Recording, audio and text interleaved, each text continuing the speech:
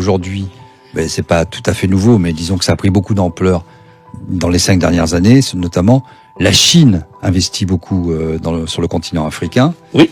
Est-ce que finalement le franc CFA est une manière de protéger l'Afrique d'une nouvelle colonisation chinoise? C'est-à-dire, c'est du nazisme monétaire, dans la mesure où on oblige les Africains, depuis 1945 jusqu'à 1973, à déposer en France l'intégralité, 100% de ce qu'ils gagnent quand ils vendent à l'extérieur. N'oublions pas que ce sont des systèmes, c'est un système mis en place à l'époque coloniale par les colons et pour les intérêts des colons. Dans cette vidéo, nous allons découvrir un professeur africain qui va expliquer point par point, sans langue de bois, sans tabou, à quel point le franc CFA est une grosse arnaque et comment la France se remplit des poches derrière le dos de l'Afrique. Alors, reste jusqu'à la fin de la vidéo pour découvrir cette terrible vérité. Voilà qu'on ne vous dira jamais sur le franc CFA. Avant d'aller en profondeur, j'aimerais d'abord partager avec toi cette vidéo de Jacques Chirac, ancien président de la France, qui confessait de sa propre bouche comment la France exploite l'Afrique depuis des siècles et les dangers que cela comporte. On oublie seulement une chose, c'est qu'une grande partie de l'argent qui est dans notre porte-monnaie vient précisément de l'exploitation depuis des siècles de l'Afrique. Pas uniquement, mais beaucoup viennent de l'exploitation de l'Afrique. Alors, il faut avoir un petit peu de bon sens, je ne dis pas de générosité, de bon sens, de justice pour rendre aux Africains, je dirais, ce qu'on leur a pris, d'autant que c'est nécessaire si l'on veut éviter les pires convulsions ou difficultés avec les conséquences politiques que ça comporte dans le prochain avenir. Ce que tu as entendu sort directement de la bouche d'un président sans intermédiaire qui reconnaît les actes de la France et les dangers qu'ils risquent d'engendrer dans l'avenir, qu'ils engendrent même déjà. Tu vois. Maintenant, revenons sur ce professeur africain qui va nous expliquer en détail comment cela se passe, comment la France parvient à exploiter monétairement l'Afrique, à travers le franc CFA bien sûr. Mais pour montrer que c'est du nazisme monétaire, d'abord je rappelle avec force, ce n'est pas la monnaie créée par les Africains. Parce que vous parlez de la légitimité. Dans tous les pays du monde, la monnaie appartient toujours et toujours au peuple. Il y a un débat au niveau européen. Non, non, ça c'est un autre qu'on puisse dire. Nicolas, ça, c'est un autre problème. On est dans le même état. Oui, nous sommes dans la même situation. Nous on ne fait créons pas souvent ce genre de comparaison, mais j'aimerais, pour ne pas noyer le poisson. Voilà. Oui, non, on regarde le problème de l'Afrique de façon précise. Voilà. Donc, je disais que le franc CFA n'est pas une monnaie créée par les Africains. Le franc CFA n'appartient pas à 100%, n'appartient pas aux Africains. Ça appartient à 100% à la France qui l'a inventé. Et ceci par et pour les intérêts des colons. Donc nous voyons bien. Alors, là il va falloir préciser, quand vous dites le franc CFA appartient à la France, aujourd'hui, quelle est la réalité de cette acception, quoi? Très bien. La réalité, ça c'est important. La réalité est la suivante. C'est que quand on regarde, il y a deux grandes parties qu'on peut dire. Les institutions de la zone franc CFA d'une part, et d'autre part, les 4 principes de la zone franc. Lorsqu'on regarde au niveau des institutions, où il y a la conférence des chefs d'État, il y a tout le reste, mais surtout les 3 banques centrales.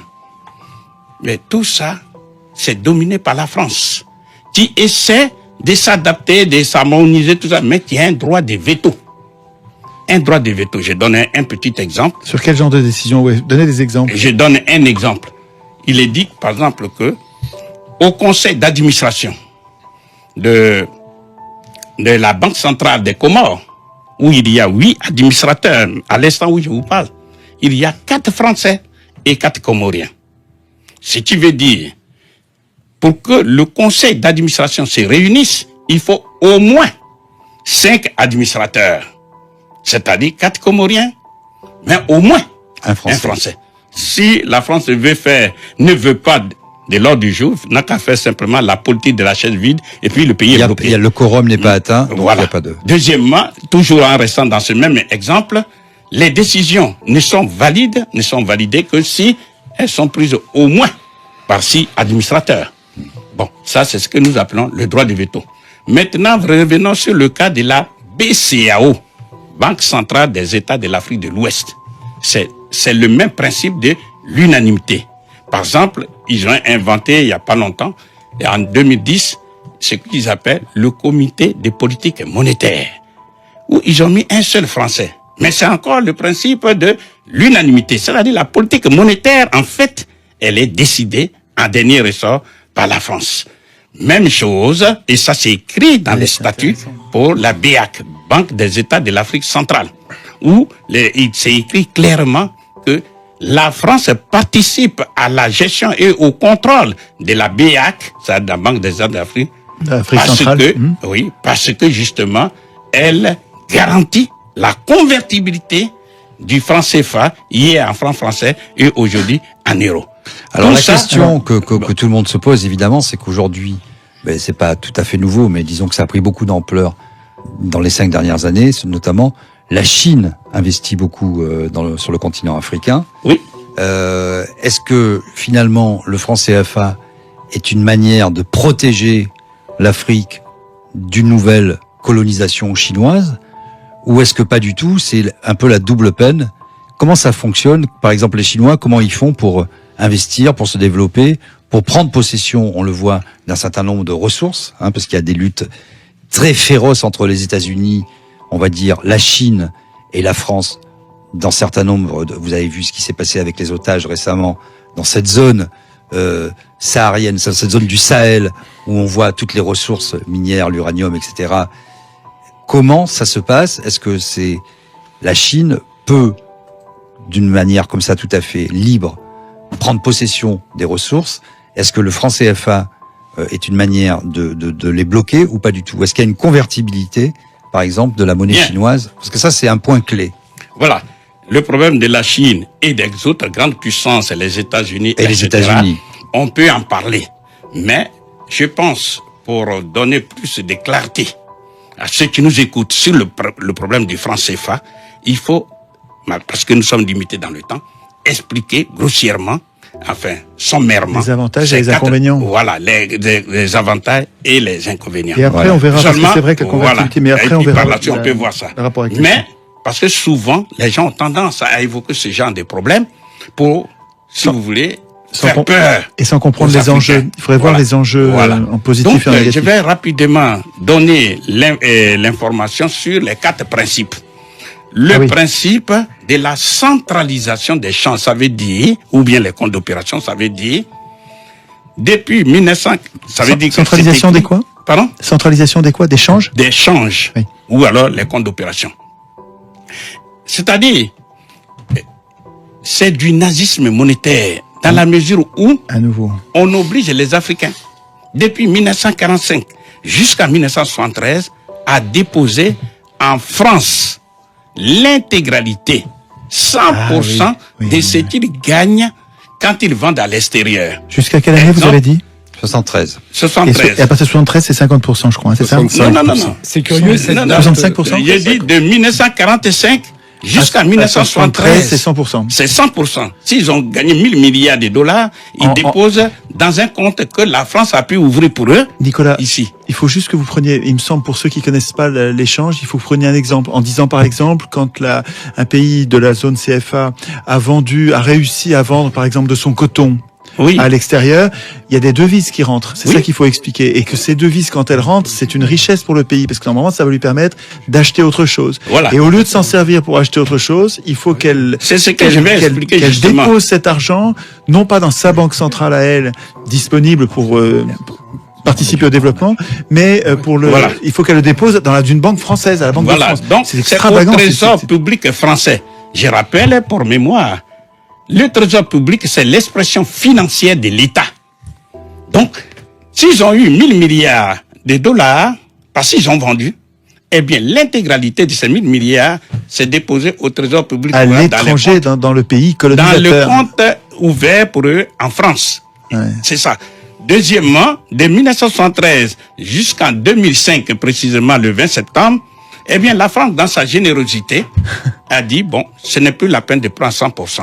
On peut prendre... Il faut simplement prendre 65%. C'est-à-dire, si les Africains ont vendu pour 100 milliards de dollars, de yens, etc., ils déposent 65 milliards. Mais, Nicolas, ils ne donnent pas cet argent. Ils le déposent sur un compte, mais les pays peuvent s'en servir en faisant des chèques. Ça, c'est ce qu'on dit. Ça, c'est ce qu'on dit. Mais nous sommes en train d'expliquer les faits. Et maintenant, à la seconde, l'argent n'est pas volé. Ils peuvent s'en servir pour autre chose, non? Mais non, je vais tirer les conséquences. Vous allez voir tout de suite. Et maintenant, de 20 septembre 2000 jusqu'à la seconde, nous parlons, ils déposent 50%. Aujourd'hui, on en est à 50. Oui, la question, c'est de dire, mais quels sont les inconvénients de ce compte d'opération? Oui. Les inconvénients sont nombreux. La première conséquence est logique. C'est que ces pays ne peuvent pas utiliser leurs devises pour acheter les biens d'équipement, les machines, pour pouvoir transformer chez eux les matières premières. C'est pourquoi ils sont sous-industrialisés. Et c'est pourquoi ils sont pauvres, parce que pour développer un pays, il faut, certes, l'outil monétaire, parce que le pays, l'économie d'un pays se gère par deux outils. L'outil monétaire et l'outil budgétaire. Alors, ici, on va faire un petit peu. À ce moment-là, c'est du vol. On est obligé de déposer et on peut pas s'en servir pour acheter tout le monde. C'est-à-dire que j'arrive, comme il dit, il veut faire un... C'est-à-dire quand il dépose les devises, la France n'a qu'à appuyer sur sa machine qui se trouve à Chamalières, parce que ça aussi, il faut le savoir. Ça se trouve à Chamalières.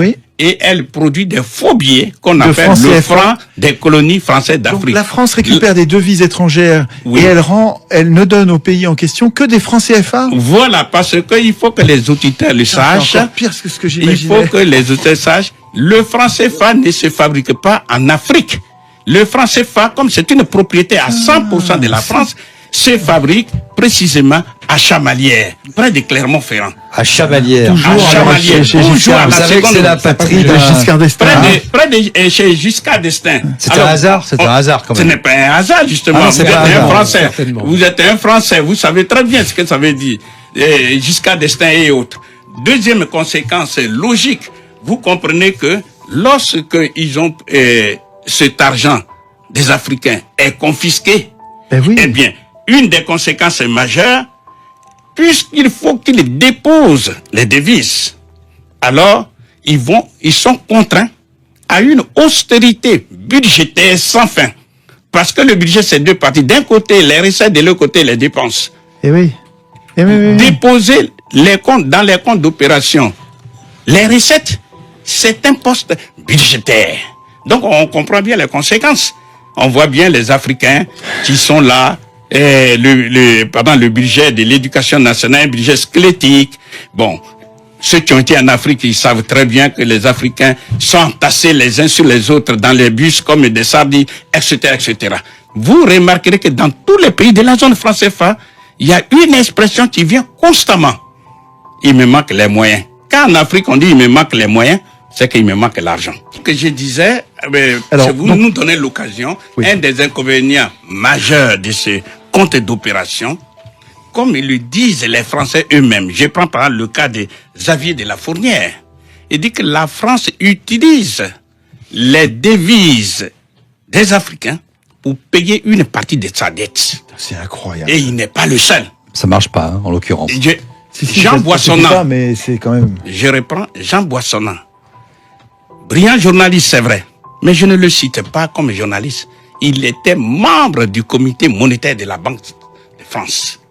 Il dit exactement les mêmes choses, que la France utilise justement ce compte d'opération pour prendre gratuitement les matières premières de l'Afrique. Vous savez ce qu'on appelle les 30 glorieuses de 1945 jusqu'à 1975. Toutes ces matières premières en provenance de l'Afrique étaient prises gratuitement parce que on dit exporter vers nous la France. On n'a pas de pétrole, Et puis- mais on a des idées. C'était Pour illustrer ce que l'objectivité. dit Nicolas, je peux vous lire ce que Donc qu'écrivait je Boissonnas. vais continuer parce que ceux qui nous écoutent, il faut qu'ils soient C'est vrai que fixés. ça ressemble Alors, à attendez, ça. lisez le passage. Lisez le Ça existait passage. avant. C'est un pays d'occupation, quoi. C'est vraiment... Lisez le passage. François, si vous pouvez nous C'est faire pour juste illustrer ce que j'ai dit de pour Nicolas. l'illustration de Oui, Nicolas. Parce que c'est très précis, c'est très concret. La zone franc a permis, donc Jean Boissonnas, journaliste économique, créateur de l'expansion, etc. L'expansion, il a les... La zone franc a permis à la France de se fournir en certaines matières premières sans débourser de devises. On a calculé qu'elle représentait en 1960 250 millions de dollars par an d'économie de devises. On a estimé que 500 000 Français en 60 de la métropole tiraient leurs moyens d'existence de l'ensemble économique de la zone franc. Bien. Voilà, C'est quelle page, François? Ça, c'est en page Non, on verra après ça. 55. Bon, on verra ça après. Oui. Mais c'est ce que faisaient les nazis. Ah oui, c'est Les ça. nazis prenaient les matières, les richesses gratuitement, sans débourser Mais des... c'est ce que Mais font- les Anglais Non, aussi, mais c'est ce que quand font ils tous les ils autres. avaient les colonies, ils avaient C'est la ce que zone font sterling. tous- Voilà. Oui, Attendez. mais quand on résout un problème... Non, mais c'est et pas qu'on que les voit- nazis, c'est ce que Oui, tous les quand gens, quand moi, vous j'ai- installez dans un pays et que vous niez la souveraineté de ce pays, vous vous Bon, servez. Donc, on Vous est n'êtes bien pas pro-nazi. Voilà, donc, moi, je fixe là, parce que je dis et je répète, quand les nazis ont pris la France, je ne vous fais pas un dessin, puisque tout le monde le reconnaît, l'Afrique a joué un rôle très important dans la libération de l'Afrique. De la France. Non, de la France, pardon. Bien sûr. Or, à peine libérée, la France retourne contre l'Afrique. Donc, c'est ce que je suis en train de décrire. Un des éléments importants que nous dit Jean Néné dans son rapport, il dit que la France utilise les devises africaines pour combler le déficit de la balance des paiements. C'est Jean Nenet qui dit ça. Oui, oui. ministre Jean-Noël Jean Néné. Jean-Noël, oui, le père Et de... nous continuons toujours. Donc, vous voyez bien que cet approvisionnement gratuit que décrit avec justesse Jean Boissonnas, c'est ce qu'il vient de rappeler. Ensuite, la France prend l'argent des Africains pour endetter les Africains. Ah, ça, c'est un deuxième point, alors, c'est ça? Un des inconvénients. Alors, oui, parce Nous que sommes toujours... on est toujours sur le premier point, centralisation. Oui. Et il y a une suite encore dans ce premier, on n'est pas encore passé au Et deuxième. voilà. La suite, c'est- Donc, je suis en train C'est de vous citer impressionnant, là. quelques exemples, Et alors quelques inconvénients. Sinon, si vous voulez, je peux passer à l'autre, aux autres. Mais Non, finissez Voilà. ce Non, mais point-là. Voilà. soyons fluides, ne faisons voilà. pas des sous-ensembles, Donc, la sinon les gens France, n'arrivent plus à comprendre. après. La France utilise les capitaux des Africains pour endetter les Africains. Comment ils font? Comment on le fait? Prenons un exemple. Imaginons un seul instant, on vous prête, vous, 12 000 milliards d'euros de France, enfin, on vous confie ça. Eh bien, pendant un an, même puisque vous n'allez pas garder cet argent sous le paillasson, sous le matelas, vous allez confier ça à un banquier. Le banquier vous dit, je vous rémunère pour 1% seulement. Ah ben c'est l'histoire de Patrick Drahi, ça, pour les attendez, médias, que attendez. vous nous racontez Parce là. que, non. J'ai dit, on vous confie et vous placez ces 12 000 milliards dans une banque qui vous rémunère ne serait que pour 1%. 1% C'est des comme 12 ça 000 que ça milliards, fonctionne. c'est 120 milliards d'intérêts seulement. 120 milliards. C'est comme ça que ça Eh fonctionne. bien, la France, C'est comme ça que le système tient. oui, mais nous sommes quand même en train de parler aux gens pour comprendre le système. Et Donc- finissez l'exemple, ouais. Voilà, un seul exemple. Donc, ces intérêts rapportés 1% en aux faveur Africains. de la France plus déçue, elle va aller prêter cet argent aux Africains, tabour battant, en mutant tous les journalistes, on s'en va aider les Africains. C'est ce qui C'est-à-dire qu'on s'en va s'appelle- prêter l'argent Ok, des Africains ok, je aux fais juste Africains. un petit point. Peu importe le taux, ça veut dire que c'est comme ça, Étienne, qu'on crée de la monnaie. Ouais. Parce que s'il y a une banque centrale qui crée, qui imprime des billets, etc., c'est en prêtant, vous avez un effet levier qui est de 9 par rapport à 10, et chaque fois que vous prêtez de l'argent, vous faites de la création de monnaie. Et c'est comme ça Voilà. que, c'est ça ce qui est important à comprendre. Voilà. Alors, le crédit, c'est pas du prêt, puisque c'est le nous crédit. avons d'autres, Du crédit. nous avons les autres C'est la principes. monnaie qui n'existe pas. Un des éléments que je voulais signaler, c'est que Il est incroyable ce professeur. Tu vois, quelquefois des journalistes essaient de le détourner sur un autre sujet. Mais lui, il dit non, ce n'est pas le sujet du jour. Je veux parler de ce qui m'a emmené ici. C'est ça un homme. Lorsqu'il décide de faire quelque chose, il le fait. J'aime ce trait de caractère. Rester focus, concentré, aligné avec ses objectifs. Ne pas se laisser détourner par des petits bruits, des petites tentations qui se trouvent autour de toi. Pour y arriver, il faut vraiment savoir ce que tu veux, ce que tu fais. Bref, passons à un autre sujet.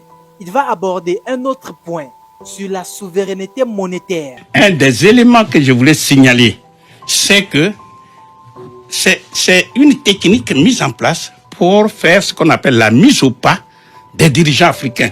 Sinon, ce que moi j'appelle la violence nazie encore. Pourquoi? Parce que tous ceux qui, d'une manière ou tous ceux qui ont eu à aspirer à la souveraineté de leur pays, que ça Comme soit Sankara. que ça soit Djibo Bakary du Niger, qui devrait prendre le pouvoir parce qu'il était le président du parti Sawaba. C'est lui qui devait prendre le pouvoir. Comment il s'appelle? Eh bien, Djibo Bakary. Djibo Bakary. Mais en tout cas, général de Gaulle lui a créé tous les problèmes et il l'a obligé à fuir le Niger et en lieu et place on a mis Amani Dioré. C'était en 58. En 1958, ça a été le cas de Sékou Touré. Je ne vous fais pas un dessin. Sékou Touré, il a dit non, quand on est souverain, on est indépendant, on bat sa monnaie. Général de Gaulle lui a créé tous les problèmes. On a même déversé sur la Guinée des faux francs français guinéens pour pouvoir Des faux francs guinéens. Des faux Des francs faux guinéens. francs. C'est-à-dire qu'ils ont semé la panique Voilà, monétaire. Pour pouvoir désorganiser Les barbouzes, l'économie. quoi, ont fabriqué Ensuite, une panique monétaire. Hein. Puisque le temps nous est compté, on va aller très vite. En 62, il y a eu Modibo Keïta du Mali, qui a battu monnaie. Eh bien, toutes les tracasseries, tous les ennuis lui ont été créés, avec même la complicité de certains dirigeants africains sur lesquels s'appuyait la France, mais je ne vais pas les citer volontairement. Eh bien, à la fin des fins, Modibo Keïta a été arrêté, mis en prison, empoisonné et mort en prison. Ah ben oui. Ensuite, en 1963... Et le Mali est revenu dans le franc CFA. Voilà, et Après. finalement, on a obligé le Mali à revenir dans la zone franc CFA parce que c'était le mauvais exemple à ne pas suivre. Combien de pays en pourcentage aujourd'hui sont dans la zone franc CFA sur le continent africain? Non, il y en a 15. Ce 15. sont ces 15 dont nous parlons. 15. Et ensuite, Essentiellement en Afrique de l'Ouest en Afrique, non, en Afrique de l'Ouest et en Afrique et en centrale. Afrique centrale. Et- Vous retrouverez tous ces exemples et dans en ce livre hein, qui est 1963. c'est passionnant. Hein. En On les 1963, présentera à la fin. On en refera. 1963, il y a eu Sylvanus Olympio du Togo. Le 15 janvier 1963, il devait mettre sur la place publique la monnaie du Togo. Eh bien, 2 jours avant, c'est-à-dire le 13 janvier 1963, il a été assassiné. Parce que justement, il veut battre monnaie. Après, il y a eu, en 1975, il y a eu Ngueta Tombalbaye du Tchad. Eh bien, parce qu'il voulait battre monnaie, il a été bombardé par l'armée française, par les bombes françaises, et il est mort dans son palais. Ensuite, vous connaissez l'histoire de, comment on appelle, Kadhafi, qui On la connaît très bien. peu importe tout ce qu'on dit, mais nous sommes dans le domaine de la monnaie. Il voulait créer la monnaie africaine, c'est-à-dire la Banque centrale africaine avec la monnaie africaine. Par voie de conséquence, le franc CFA allait disparaître. Vous savez ce qui est arrivé. Et enfin, je prends le cas du président Laurent Gbagbo de Côte d'Ivoire. Alors, rappelez-le, s'il vous plaît, ce qui s'est passé à Kadhafi, parce Non, qu'il y en a mais tout- peut-être qui... Non, Tout le monde le sait. il a Tout le monde été le sait. assassiné. Voilà. Bon, Et une des causes le pays majeures, a été c'est- dévasté. Non, le pays on a va été dire qu'il a d'abord beaucoup aidé et que comme les gens ont commencé à parler, finalement, la politique internationale de la France vis-à-vis de la Libye a changé. Et on a des spécialistes comme monsieur Bernard-Henri Lévy, par exemple, mais Qui a c'est pas le décidé de seul, dévaster le pays. qui décide d'un coup d'un seul comme ça, en faisant de la philosophie entre Saint-Germain, Marrakech et New York, de tirer sur un peuple. Il est Dévaster le pays. il est Et- complètement magnifique. Du jour au lendemain, ce peuple et ses dirigeants, il faut Il vit les dans le assassiner. chaos. Bien. Donc, vous voyez bien que... Ça, le ce sont des faits. Hein. Voilà. Le cas du président Laurent Gbagbo. Ce n'est pas que parce que Gbagbo est contre les intérêts de la France, c'est pas ça. Mais comme on voulait absolument que le président Gbagbo ait des problèmes, qu'est-ce qui s'est passé? Eh bien, tout simplement, on a fermé, lors de venue de Paris, on a fermé sans sommation, sans préavis, toutes les banques commerciales qui sont en Côte d'Ivoire. Alors imaginez un seul instant. Vous êtes un chef d'entreprise. Vous voulez retirer l'argent. Vous ne pouvez pas. Vous ne pouvez pas payer 2011. ni les salaires, ni les fournisseurs. En un mot, votre entreprise. Vous faites faillite. Votre entreprise est bloquée. Vous êtes un ménage. Vous voulez retirer de l'argent pour nourrir la famille, payer les médicaments. Vous ne pouvez pas. C'est tout le système des encaisses qui est bloqué. Mais c'est la France. La France a le moyen de fermer les banques commerciales ivoiriennes. Bien sûr, c'est qui détient la monnaie. Si Nicolas me permet, j'ai vécu. Qui détient la monnaie. Et écoutez bien. Y compris les banques commerciales ivoiriennes. Oui, bien sûr, puisque il y a la solidarité aussi. Parce que c'est ça qu'il faut savoir. Parce que quand on dit la BCC, c'est bien, et la BNP, la Société Générale, c'est bien la Société Générale, et par commodité, et non, pas par solidarité, quand tout simplement, toutes les autres banques commerciales ont fermé. Mais ce que je voudrais dire, parce qu'il ne faut pas noyer le poisson, quand ces banques ont été fermées vers la fin, eh bien, Gbagbo était obligé, puisqu'on a même retiré, on a interdit aux représentants du président Gbagbo à la BCAO qui est la banque centrale de ces 8 États, on les a renvoyés. Gbagbo a été donc obligé de dire, bon, en tant que premier responsable du pays, eh bien, je suis obligé de créer la monnaie ivoirienne. Et selon Koné Katina, le ministre du budget de l'époque, il dit au plus tard, le 15 mai. Quelle année? 2011. Eh bien, on devrait voir la monnaie ivoirienne en circulation. Eh bien, tout ça, ça n'a pas plu à l'occupant français. Et la France s'est rattrapée sur le plan militaire.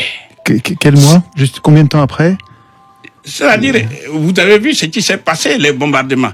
Et on a bombardé Gbagbo. C'est quand les bombardements? C'est avril? En avril. On a bombardé Gbagbo. 2011. Oui.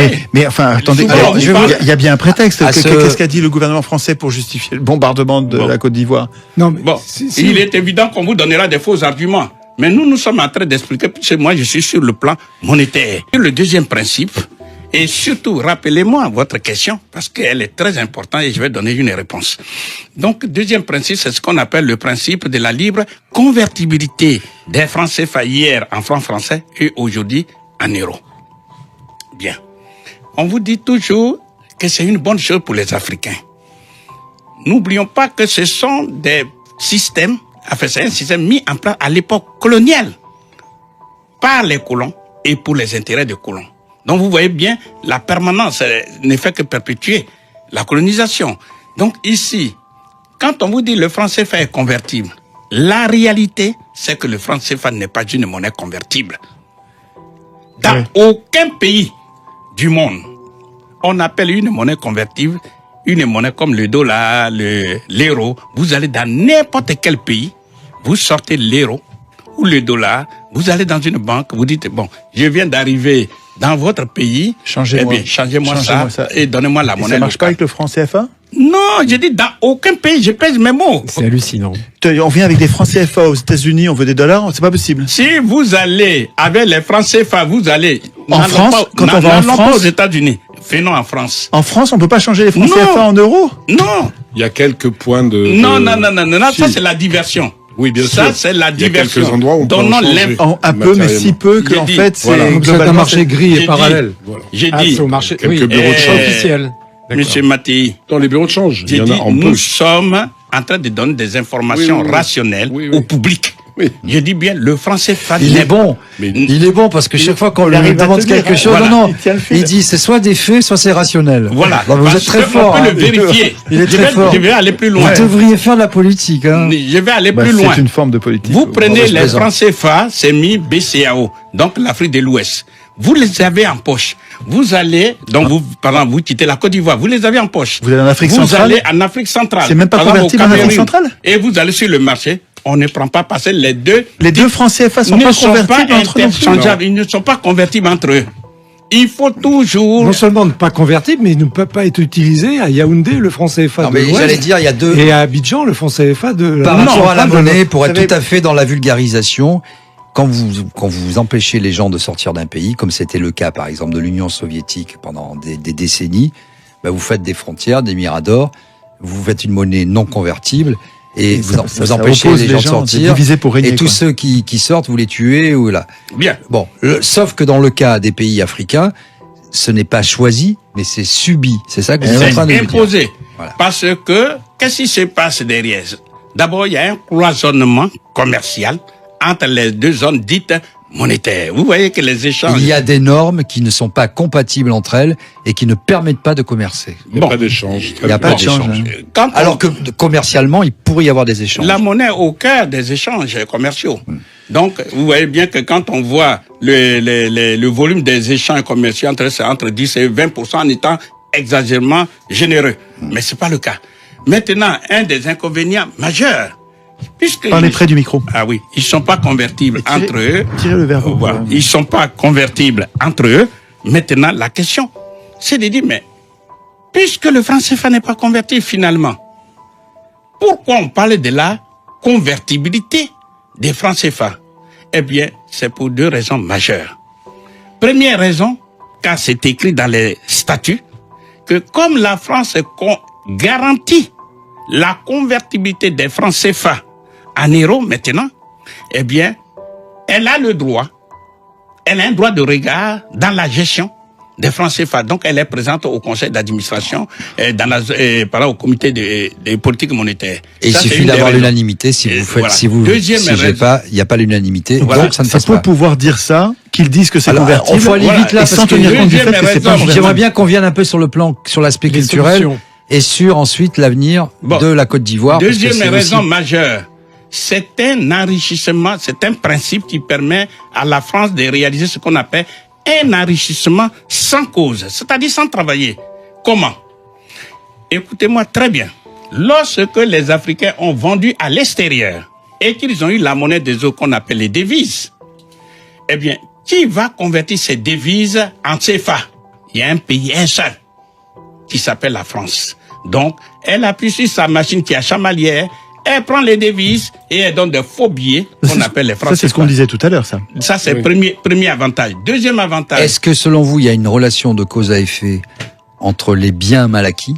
Est-ce que c'est Non, ça c'est notre problème. Non, mais justement, est-ce qu'il y a une relation de cause à effet? Est-ce que c'est un instrument de rétorsion de la France par rapport aux pays africains, ou est-ce que c'est, selon vous, un problème réel outil de de corruption? Mais c'est un un outil de problème corruption, oui. réel. Non, mais Ça- je parle des dirigeants on les connaît tous. Voilà. Je reviendrai sur le problème des dirigeants. Ils se laissent pas distraire, hein. Deuxième occasion de la France pour s'enrichir sans cause. Quand les pays africains s'endettent, ils seront s'endetter auprès du Japon, de n'importe quel pays. Ces pays, elles vont leur donner des devises. Mais ces devises, pour les utiliser en CFA, il faut un pays qui les convertisse. C'est la France. Oh, c'est Donc, même, c'est même une- avec l'argent qu'ils empruntent, mais c'est Mais bien sûr, incroyable. c'est ça le problème. c'est Ça, c'est incroyable, deuxième ça. raison. Ah, ils sont verrouillés de chez Même quand verrouillés. ils s'endettent, on leur donne des Quand je vous parle devises, du il nazisme faut qu'ils... monétaire, j'ai dit que je pèse mes mots. Troisième raison, Putain, quand c'est les incroyable, ça. membres de la diaspora font des transferts de fonds à leurs parents, etc., et Dieu seul sait que les transferts de fonds de la diaspora sont plus importants que les dons et ce qu'on appelle l'APDSA, l'aide publique au développement. Eh bien, le parent ne reçoit pas, si par exemple celui qui est aux États-Unis, il envoie les devises, dollars. les dollars. On ne paye pas le parent en dollars. Non. Il faut convertir en CFA. Il y a un pays, un seul, qui peut convertir en CFA, c'est la France. C'est incroyable, Troisième, ça. Incroyable. On a et compris enfin, le principe. Alors, et quatrième et dernier, expliquez-nous. Alors, allez-y. Quatrième dernier Le guichet unique. moment de s'enrichir sans cause, ce sont les dons et l'APD, c'est l'aide publique au développement. C'est la même chose. Tout ça, c'est en devise. C'est mais incroyable. C'est la France qui convertit. Alors après, vous chacun- comprenez pourquoi, quel que soit le dirigeant français, depuis le général de Gaulle jusqu'au président Macron, vous voyez que c'est une manne financière.